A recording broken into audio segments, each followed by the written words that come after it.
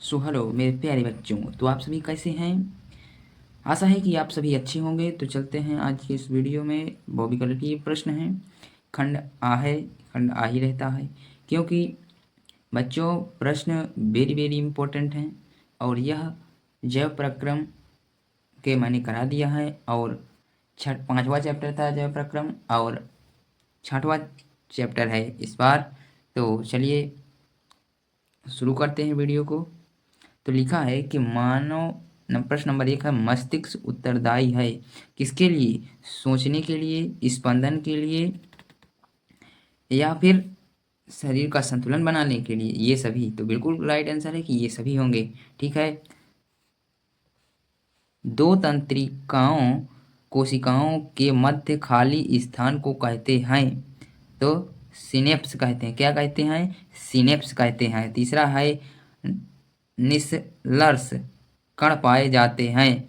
तो निसलर्स कण किसमें पाए जाते हैं? तो तंत्रिका कोशिका में।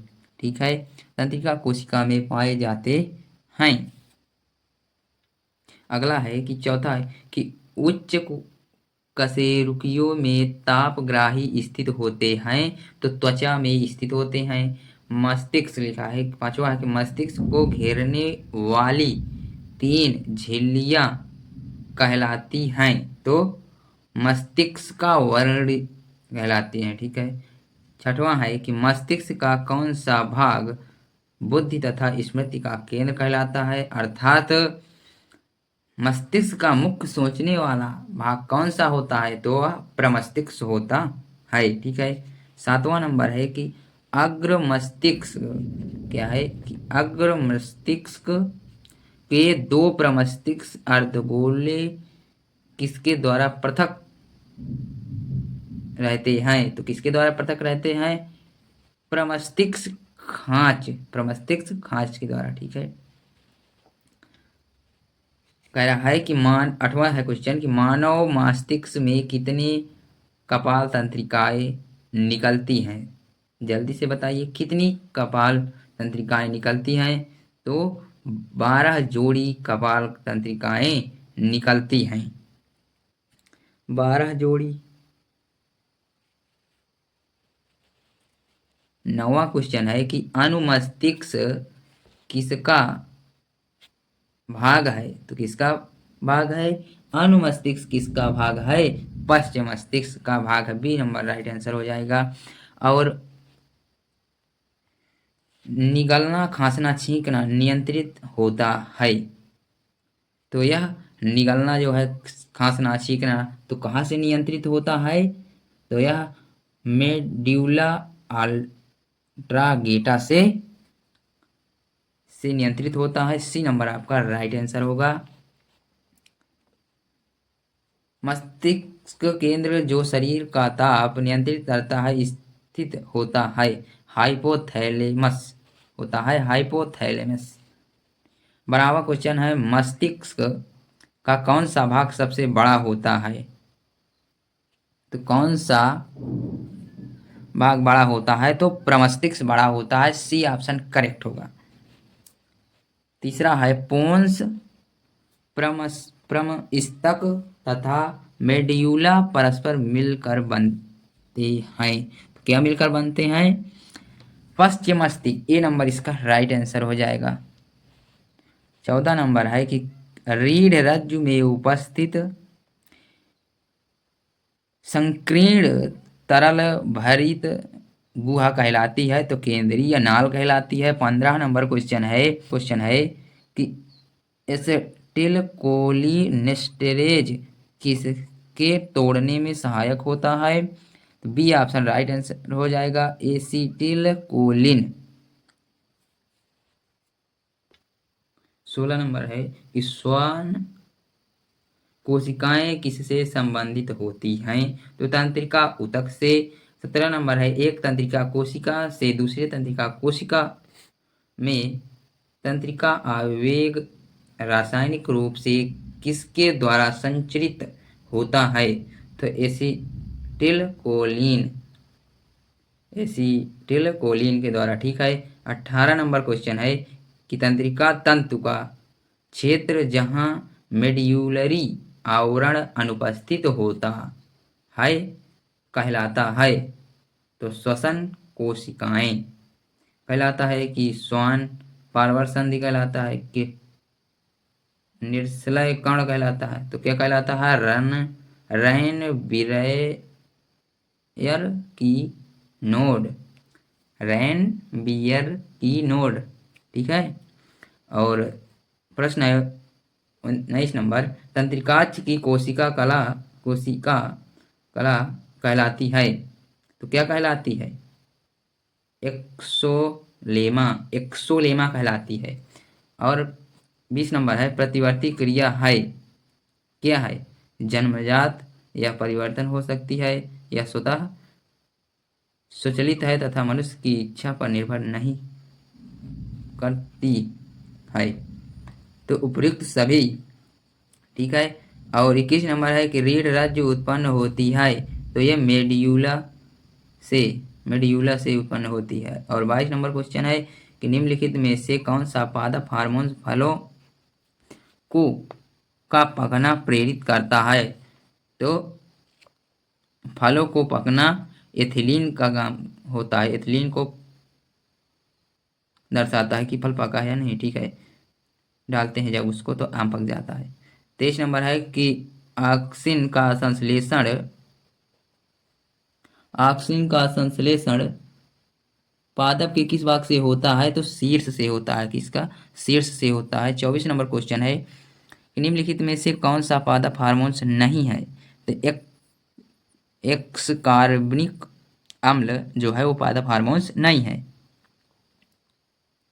25 नंबर क्वेश्चन है, निम्नलिखित में से कौन सा पादप हार्मोन्स पौधा प्रकाशानुवर्तन की परिघटना के लिए उत्तरदायी है?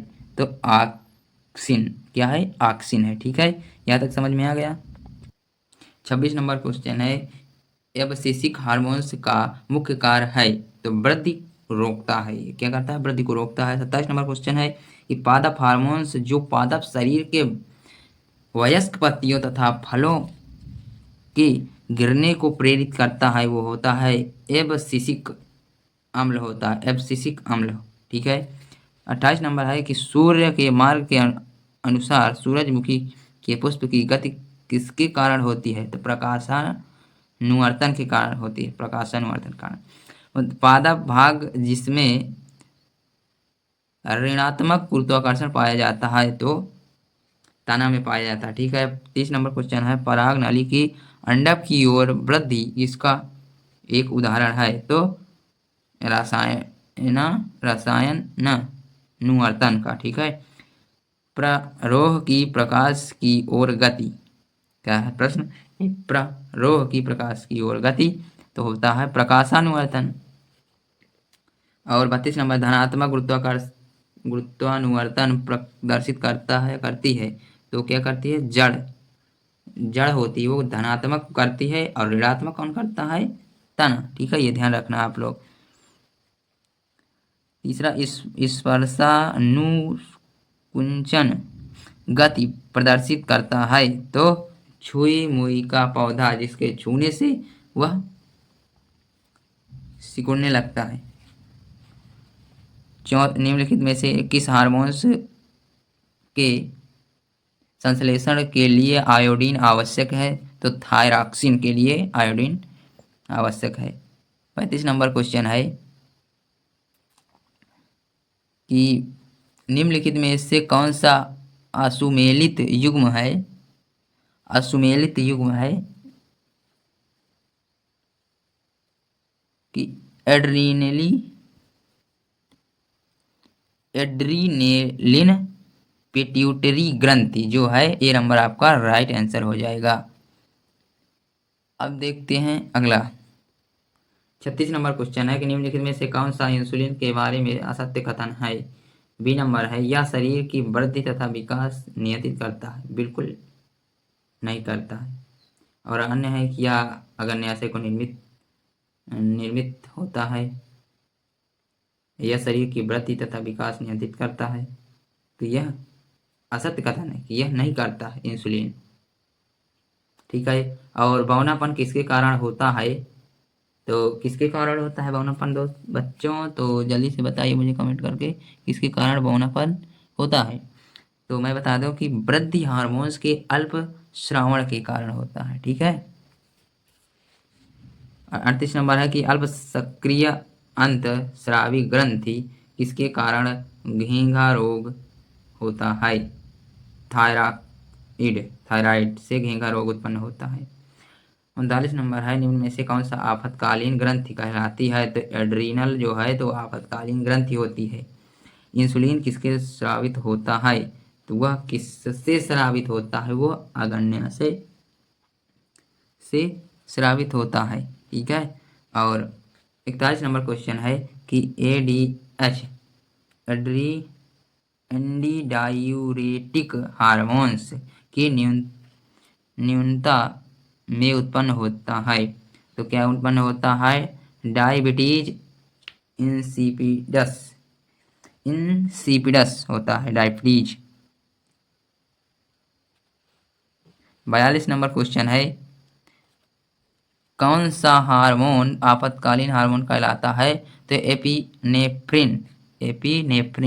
ठीक है। और 43 नंबर है टेस्टोस्टेरोन हार्मोन्स किससे स्रावित होता है, तो वह लिंडिंग कोशिकाएं द्वारा स्रावित होता है, लिंडिंग।